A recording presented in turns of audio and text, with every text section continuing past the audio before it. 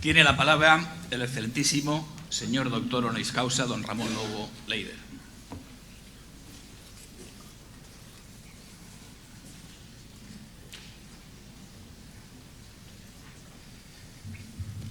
Está aquí como si fuera un político. Bueno, me ha emocionado mucho el vídeo, ha sido una sorpresa. Y entre eso y el cumpleaños del otro día tengo la sensación de estar viendo el funeral anticipadamente, que siempre es una ilusión que tenemos todos, ¿no? Poder asistir a nuestro funeral. Por lo menos ya me puedo imaginar cómo va a ser. Magnífico señor rector, Juan José Ruiz Martínez, excelentísimo señor rector de la Universidad de Alicante, don Manuel Palomar Sanz, excelentísimo señor presidente del Consejo Social, don Joaquín Pérez Vázquez, excelentísimas e ilustrísimas autoridades civiles y militares, compañeros de la comunidad universitaria, defensor universitario, delegada general de estudiantes, queridas y queridos nuevos doctores, premios extraordinarios, estudiantes, auxiliares, acompañantes, señoras y señores. Y aquí quería añadir Mariemi y a todo el equipo de protocolo, que es los que permiten que todo esto funcione, y a Carlos, que está ahí con los vídeos y el sonido. ¿Queda alguien sin saludar? Muchas gracias a José Luis González, mi padrino en este magnífico acto, primer impulsor de la idea. Muchas gracias al Departamento de Ciencias Sociales y Humanas y a todos aquellos implicados en la decisión de nombrarme doctor honoris causa por la Universidad Miguel Hernández. Se trata de una grandísima distinción, un reconocimiento, y estoy muy agradecido. Espero que no sea el último, ahora que he cogido experiencia. Ahora empiezo mi tercera biografía, porque la vida es eso, es una sucesión de biografías, 1, 2, 3, depende de la suerte y de la salud. En ellas construimos nuestra historia, con la que anhelamos dejar huella o al menos un buen recuerdo. El doctorado honorífico era impensable para un estudiante como yo. En mi primera biografía logré el mérito de repetir curso en cada tramo del plan de estudios que me tocó. Primero de primaria, tiene mérito. Tercero de bachillerato elemental, sexto de bachillerato superior. Suspendí en ese curso más asignaturas de las que había porque traía 2 de quinto que también suspendí. Ahora tengo pocos buenos recuerdos del Colegio Chamberí de los Hermanos Maristas, ahora añado al coro que tengo muchos más. Los maristas, luego les cogí mucha simpatía después cuando me cambiaron al segundo colegio, que se llamaba El Prado, que era un colegio del Opus Dei, una descabellada idea de mis padres que me ha ahorrado conflictos con el más allá y con los entes metafísicos superiores en los que no creo, gracias a Dios. Pese a mi nulo éxito escolar, adquirí valores de tolerancia, empatía, curiosidad y tenacidad indispensables para ejercer periodismo. De mi padre recibí el valor de la honestidad, aunque nos pasamos la vida en guerra por la severidad de su educación y sus ideas políticas. Heredé de mi madre el don de la rebeldía, con él sigo y forma parte de mi ADN. Aquel calvario de suspensos, calvario para mis padres. Rescato al sacerdote Javier Andreu, que me impartió clases de literatura en el tercero de bachillerato. Fue una bocanada de aire fresco. Era un cura del Opus que iba vestido con Cleremant y decía: me quito el crema y salimos al patio a darnos de enfrentadas. A mí me encantó que fuera tan auténtico. Tenía la pasión de enseñar y nos contagió. Él y Bernardo Arrizabalaga, Arri, periodista, escritor y padrastro, él fue director de Hermano Lobo, era padrastro de una amiga del barrio, ellos me insuflaron la avidez de aprender. Arri me guió en las primeras lecturas de Thomas Mann y de Kafka, fueron mis primeros rescatadores. Después vinieron muchos más, siempre me sentí un náufrago muy afortunado. Descubrí demasiado tarde el placer de saber, de ahí mi cultura desordenada, repleta de lagunas. En COU tuve otro profesor extraordinario que nos daba historia y se dedicó a proyectar música y filminas, y ahí aprendí que todo estaba unido: pensamiento, dioses, literatura, música, pintura, arquitectura. La información internacional estaba en mi árbol genealógico porque mi madre es británica, mi abuela materna normanda, mi abuelo materno luxemburgués. Mi familia extranjera fue una ventana de libertad y tolerancia frente a la España negra del franquismo. Hice prácticas en 1980 en el Heraldo de Aragón, donde el servicio militar, que entonces era obligatorio. El redactor jefe, José María Doñate, me envió al otro lado de la calle en mi primer viaje al extranjero, que era entrevistar a un profesor de Derecho que se llama Leandro Ruiz, experto en Asia Central, poco después de la invasión soviética de Afganistán. Estuvo 2 horas hablando de Afganistán y del choque de los imperios británico e inglés en el siglo XIX. Cuando terminó, yo casi no hice ninguna pregunta, yo solo estaba alucinado de lo que sabía ese hombre. Cuando terminó, le pregunté, ¿qué debo hacer para saber tanto? Me dijo, tener claro el marco, todo lo demás son perchas. Fue una lección. También lo fue la frase de Juan José Porto, mi primer jefe en Piresa, saluda a todo el mundo cuando subas la escalera porque te los vas a encontrar cuando bajes. Consejo que seguí durante años hasta que las bajé rodando, como dijo Javier del Pino un día en Antena, tras el ERE del 2012 del País. Caí de pie, nuevos jefes, gente estupenda que me ha ayudado mucho en estos años. Bernard Kilgore, impulsor del gran Wall Street Journal entre 1941 y 1965, lo dijo de otra manera. Vales lo que vale tu último reportaje. Hay otra frase de Porto que decía, cuando subas, esto es un tobogán, no te alegres porque bajarás, y cuando bajes no te pongas triste porque subirás. Y es verdad, es una profesión sin memoria. También estamos en un país sin memoria. Ryszard Kapuscinski hablaba de buscadores de contextos. Nuestro trabajo es comprender el espacio en el que se mueve la realidad compleja. Se obtiene desde el conocimiento y la experiencia, la nuestra y la de los demás. Gente real que padece los problemas de los que hablamos y escribimos. Existe una escucha profunda que demanda estar en los sitios en los que suceden cosas. No se puede escribir de desahucios sin la voz de los desahuciados. No se puede escribir de migrantes sin saber de qué huyen y cuál es nuestra responsabilidad en su desgracia.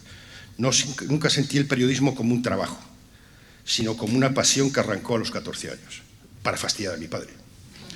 Cuando le dije que quería ser periodista, él quería que fuera militar. Cuando le dije que quería ser periodista, se enfadó mucho, dije, esta es mi profesión.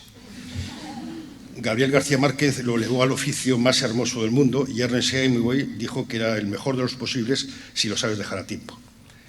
Chesterton, siempre desmitificador, decía que periodismo consiste en anunciar que Lord Jones ha muerto a gente que no sabía que Lord Jones estaba vivo. Si la primera biografía se nutre de aprendizaje escolar, en mi caso de suspensos, y la segunda se desarrolla en la profesión elegida, en la que he tenido muchísima suerte, la tercera es la oportunidad de subir nota, como dice Bru Rovira.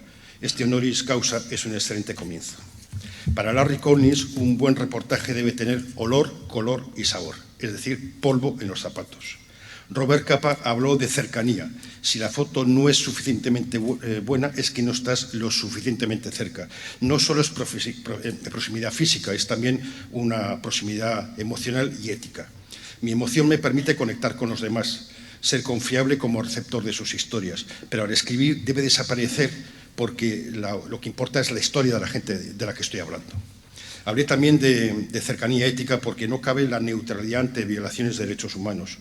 Tomar partido por las víctimas, todas las víctimas, sin importar banderas, países, ideologías, no es lo mismo que ser militante.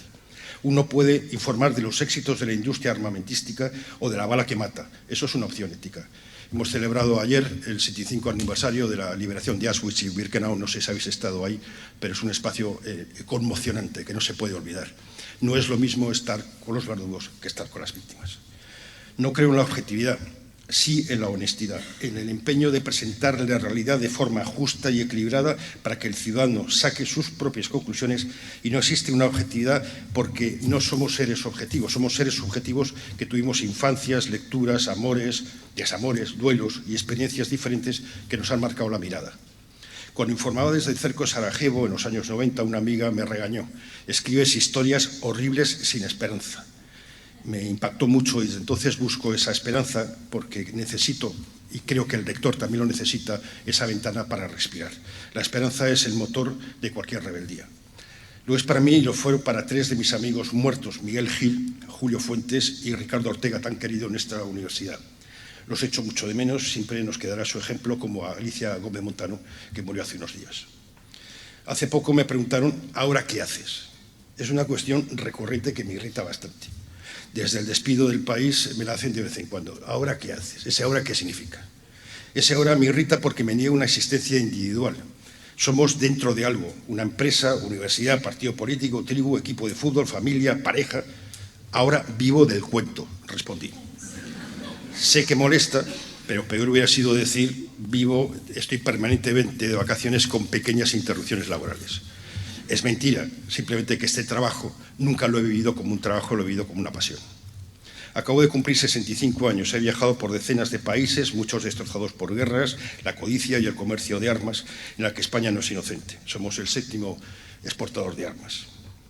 Los 5 primeros, junto a Alemania, son los que deciden Naciones Unidas en el Consejo de Seguridad la moralidad de la política internacional. Arrastro heridas invisibles, siento una gran soledad en el dolor de haber sido testigo de injusticias, hambre extrema, maltrato de mujeres e infancias robadas y no haber podido hacer nada por evitarlo.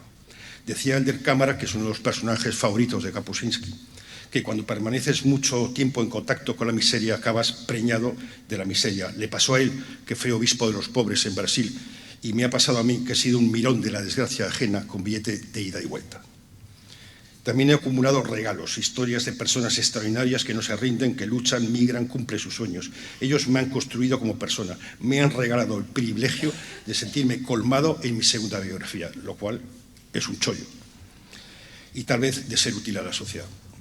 La pobreza no es un accidente, no es un castigo, es la consecuencia directa del saqueo sistemático por parte de empresas, gobiernos y personas que vivimos en el primer mundo. ¿Se han preguntado alguna vez de dónde sale nuestra electricidad?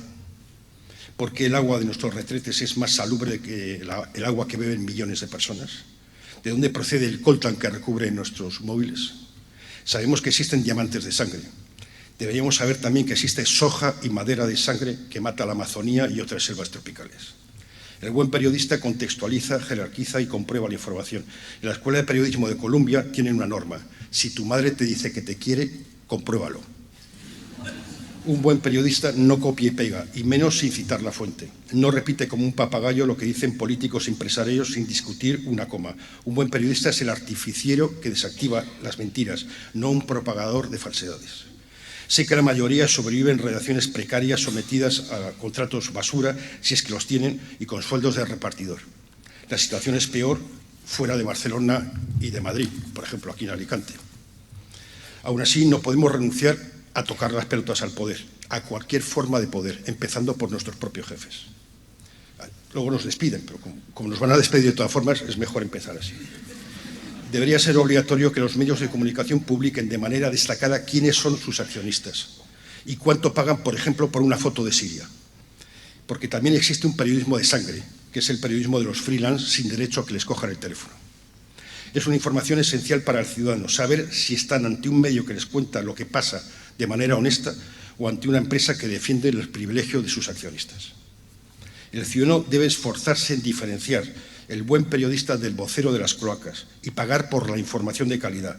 Detrás del gratis total se esconden los manipuladores, la propaganda y los corruptos. Los periodistas profesionales sometidos a un compromiso hipocrático con los hechos comprobados somos más necesarios que nunca. La democracia muere en la oscuridad, dice el debajo de la cabecera del periódico de Washington Post. Somos los Diógenes modernos, caminamos en la oscuridad con un candil en la mano. Nuestros amigos no son los presidentes de gobierno, los ministros, los diputados y senadores, los presidentes autonómicos, los alcaldes. Tampoco los empresarios y los futbolistas, los rectores que dan honoris causa un poco más. Debemos ser implacables con la mentira, la indignidad y el abuso de poder, sea en Nicaragua o en Honduras, en Venezuela o en Brasil, en España o en Arabia Saudí. Vivimos tiempos confusos en los que no se premia el talento, no se nos valora por lo que valemos, sino por lo que costamos. Pasamos, como dice el escritor Petros Markaris, griego, de la cultura a la pobreza, a la cultura a la riqueza, sin transitar por la del esfuerzo. Cotiza al alza la celebridad instantánea, una parte de la sociedad, la del primer mundo, claro, se dedica a instagramear una vida falsificada en busca de likes. Son tiempos líquidos en los que desaparece lo sólido. He tenido el privilegio de bailar durante 20 años o quizás más en esta profesión. Me tocó la edad dorada del periodismo, grandes viajes, la intimidad del reportero, sin la molestia de los teléfonos móviles y la distorsión de las redes sociales. Viajábamos con los gastos pagados y sin límite de tiempo. Estaba en plantilla y tenía un buen sueldo. Todo eso ha desaparecido.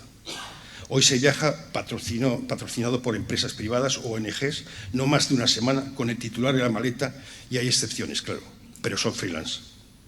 En 2008 se detuvo la música en Wall Street, llegó la crisis, los recortes, el ahorro por encima de las noticias, los despidos. La desgracia hoy es tener 40 o 50 años, saber que nunca vas a bailar. Para los jóvenes es diferente, tienen tiempo, volverán los grandes reportajes y las apuestas audaces como la 5W.